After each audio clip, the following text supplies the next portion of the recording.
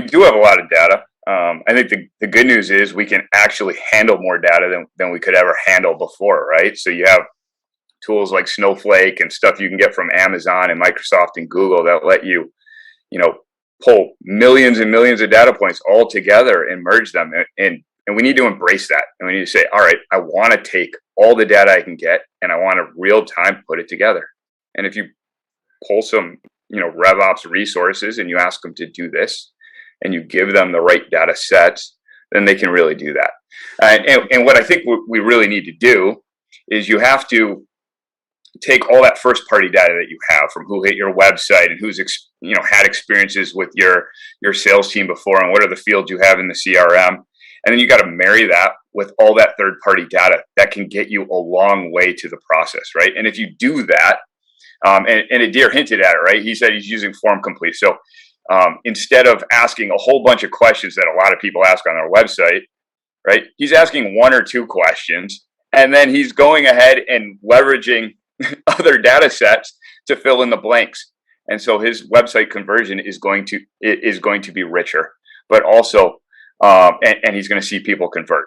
And one of the things I'd point out, like one of the first things that shortens our path here is to get our people that are hitting our website and all that traffic we're spending so much money driving to actually interact with us faster. Mm-hmm. And today, 1.5% of the people that hit your website will actually fill out a form. Right. And part of the problem is we're asking them too many questions. We're making it difficult for them to do that. We're giving them an experience they're not sure they want to partake in if they do fill out the form. And so we're seeing like 40% of the people start to fill out the form and then bail. Right.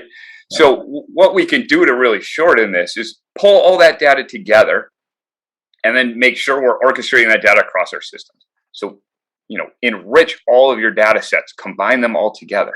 And if you do that, right, now you have that total story in your CRM and your marketing automation system.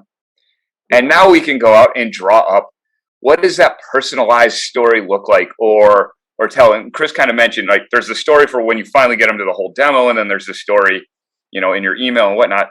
I mean, there's even the story for your ad retargeting, right? And that's one of the spots we can really improve if you pump all this data together, right? Tell that story, if you're appending all the factors about a company, when I go retarget, I don't need to treat every person that ever visited my website the same anymore. I can realize that this one person was a student and they're not really going to buy from me. And this person is at a large enterprise company that would fit, and I can get, retarget at them. This is what we do for large enterprise companies in your industry.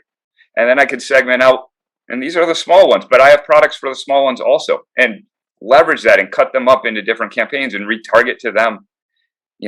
This is what we do for small companies, and start to tell that story so that they can engage faster. Mm-hmm. But on top of retargeting, I think you can do it, in the forms, you can do an awful lot using this data to orchestrate the plays your sales team is doing. So if you go ask your sales team, like, what are the triggers you're looking for? Oh, you like when a company gets funding. You like when a company gets a new executive, right? We can get that data in mass, and we can start to draw those plays so that our sales team doesn't have to start there. And when somebody finds it, they're more likely to interact with us. And our sales rep, if they're using that correctly, can get into that experience. And there's kind of an argument about what exactly does that experience look like. And I think it depends on the product you're selling. But if you've pumped all this data in and made it really accessible to your sales team, depending on the product you sell, you can start that experience. Do we need to give them a trial? Do they need to be hands-on? Do we need to talk to them about the way they are, or whatever it is? But I think the key here is to go just make sure that data is flowing across all your systems, and then revamp what your sales team is doing with it.